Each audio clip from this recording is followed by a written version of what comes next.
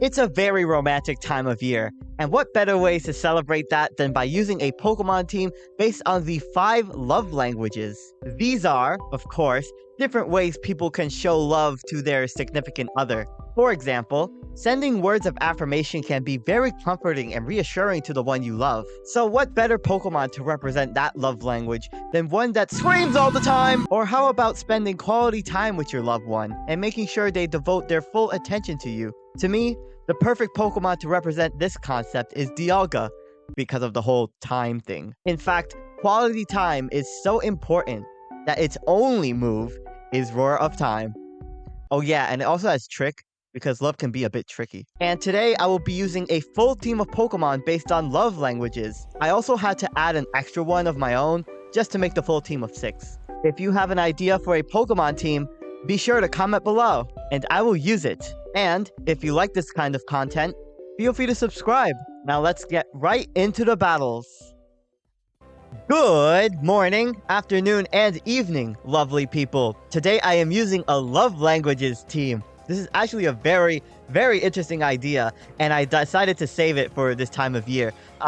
Special thank you to It's Tay for this idea. I have 2 interesting battles to showcase, and I hope you enjoy them. Now, I'm gonna lead off with this dialga here for, quality time. Quality time is very important, and I explained the set already. I showed it off. This is Choice Scarf Dialga with Trick and Roar of Time, because, time is very important. Time is of the essence. So Dragapult terrestrializes, but I outspeed it, and I just take them out with one Roar of Time. What an amazing KO. They used up their Terra. So Dondozo comes in. I have to recharge, which is like the whole reason why you don't run Roar of Time in the first place, but they missed a fissure. I was like, oh my goodness, I do not want to get hit by that fissure. So I'm gonna bring in Delibird here for giving gifts and receiving gifts. That's like one way other people like show love, by like always giving things to people. For me, my greatest gift that I could give to my opponent is to give them a layer of spikes. I'm sure that they're gonna enjoy that. So the Dondozo is gonna slam into me, very romantic, and I'm gonna hang on with my Focus Sash. So this is a Spikes Focus Sash Delibird. I have Destiny Bond on this as well. We're gonna do some bonding time now, and they are gonna take me out, which is great. So now we're gonna experience some bonding, and this video is crazy. So I take out the Dondozo with the Destiny Bond. Thankfully, it's a very bulky Pokemon, and I don't want to have to deal with like the fissures it has. So sending in my words of affirmation for my Screamtail. Now this is a pretty interesting Screamtail set. I'm running booster energy with speed, and this Screamtail is all based around like sound-based moves, right? Because sending words of affirmation is like kind of like speaking them out. You could also like shout them out to someone. Meowscarada does outspeed me though, so I'm like, okay, it's Choice Scarf, because obviously I have my booster energy and speed. But then I outsped it. I was like, what the heck? How did I outspeed?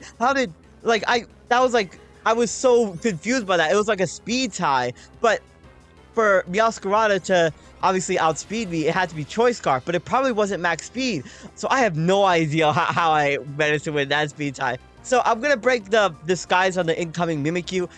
This set is like a Calm Mind Sing set, so I have a Sing on this. But the Mimikyu is obviously gonna set up the Swords Dance, and they're gonna go for the Shadow Stick, which is actually gonna be enough to take me out.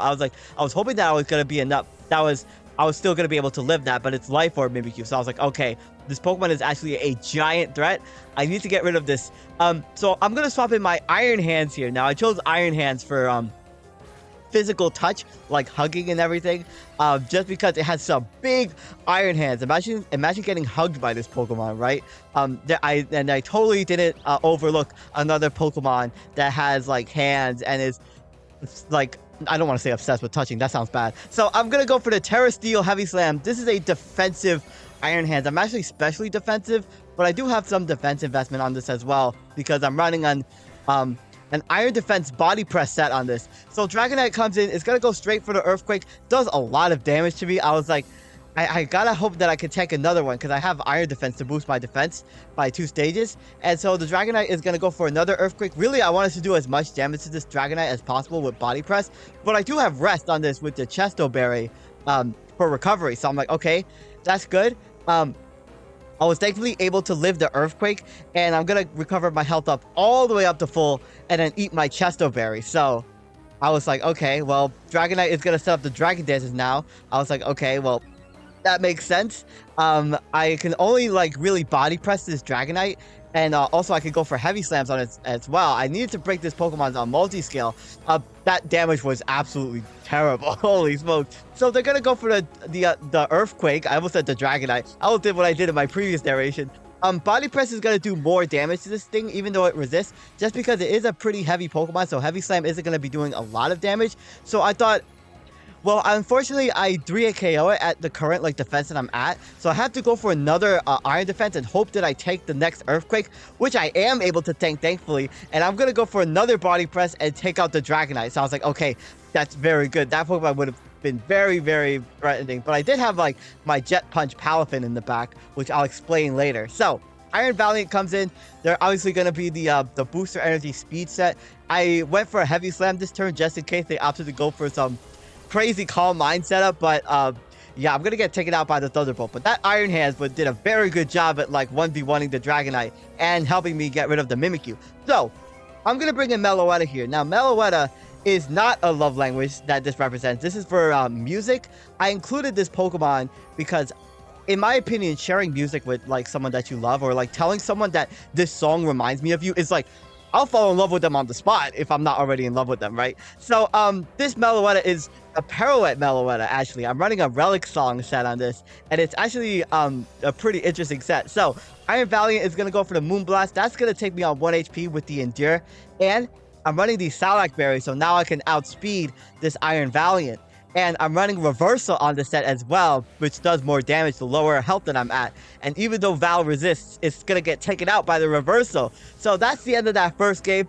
I was happy I was able to show off all of the Pokemon that I had, but I haven't shown off the Palafin yet, which is the Acts of Service, right? So on to this next battle. Now, this battle was really interesting, but it was a very long battle, so hang tight. So I'm going to lead off with Delibird. I'm going to set up my spikes. They don't have any hazard removal, so I thought this was a very good opportunity for me to set up my spikes as quickly as possible. The Clefable goes for the Thunder Wave, which is pretty annoying because obviously I have Destiny Bond shenanigans on this. So the Clefable opts to set up the Stealth Rock. I do have Rapid Spin on this set, so I kind of anticipated that this Clefable would want to set up hazards. So I do some very small chip damage.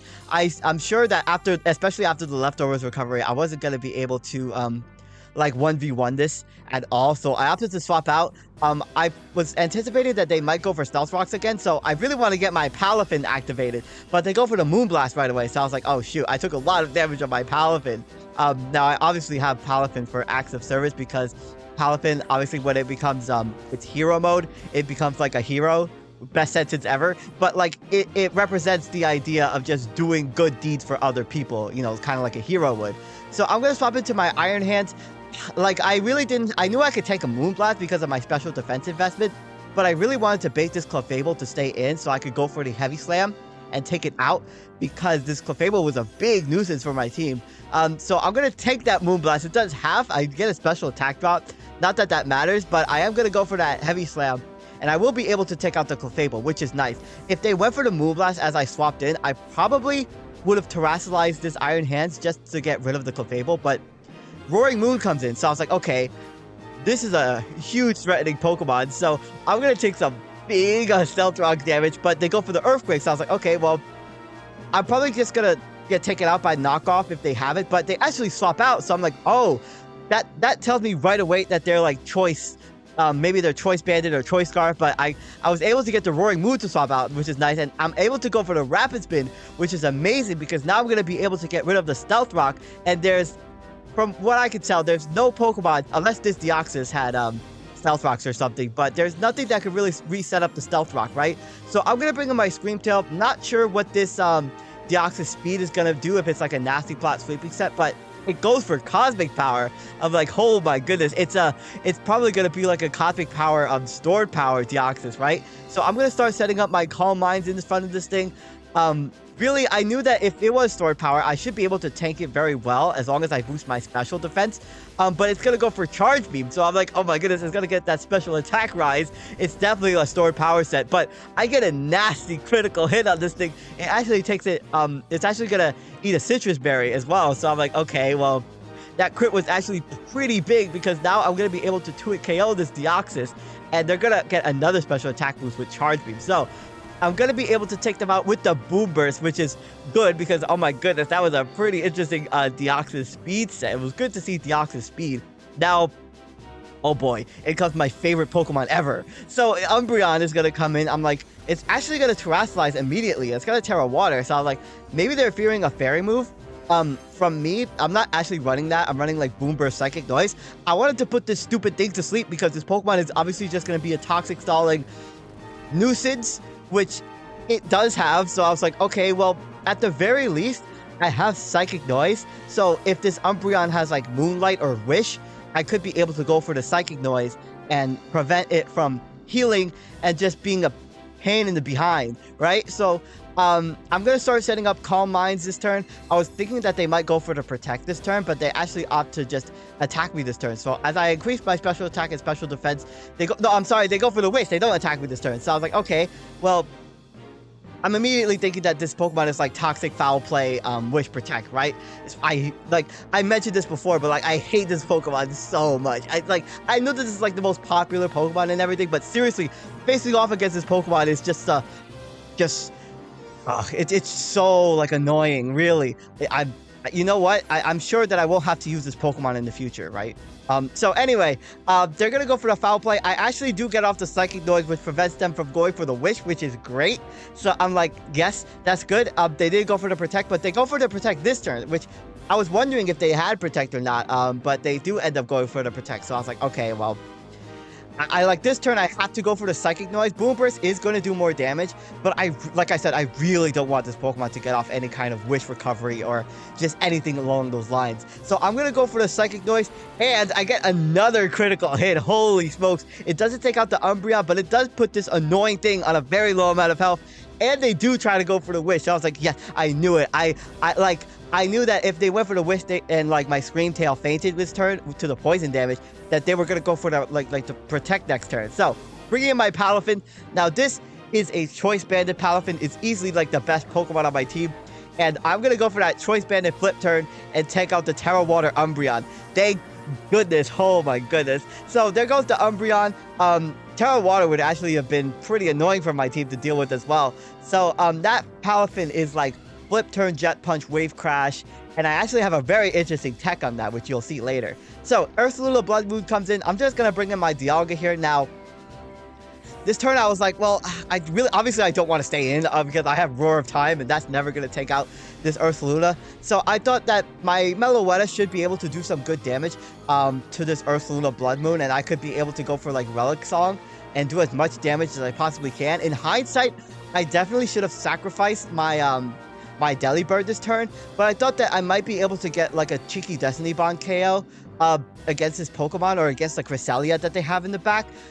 So I'm gonna bring in my Palafin here. I easily threaten this with a Choice Banded Wave Crash, and they are gonna bring in the Cresselia. So I was like, okay, well, this Pokemon is gonna get huge chip damage on it. I do some good damage. It's a 2-hit KO, but they have Rocky Helmet, and I take some massive recoil. Now, if I go for another Wave Crash this turn, I'm actually going to lose my Palafin.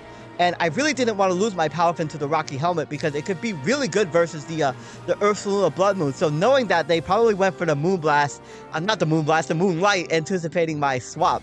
They were actually running a very interesting theme team. I wonder if you can guess what their team was running. I was actually like, I didn't realize what their team was until like I started editing this video, and I was like, wait, that's such a cool team idea. I should do this myself, to be honest.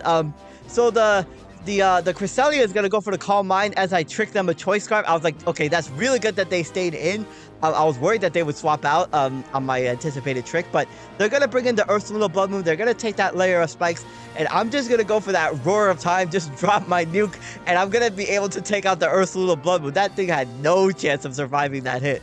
So the Roaring Moon comes in. I'm thinking that this might go for like an Earthquake, like just to take me out, but they go for the Outrage this turn.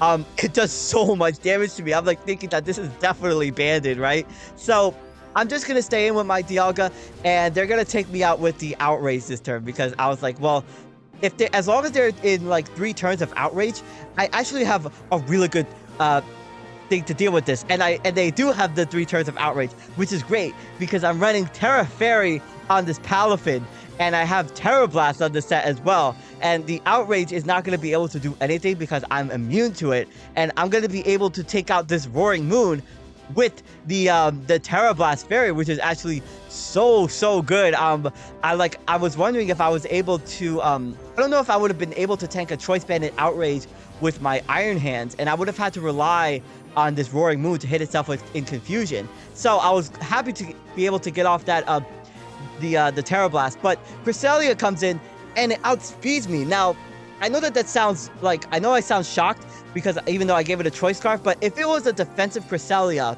it would have never outsped me, even with the Choice Scarf. So I was like, oh my god, did I just mess this up? Oh my god, no way. I think it was like an offensive, or like, at the very least, it was a max speed Cresselia. Maybe it was like max health, but I was like, oh my gosh, I really hope I didn't just mess this up. I am able to take the Psyshock, but I have to go for the rest this turn to recover my health.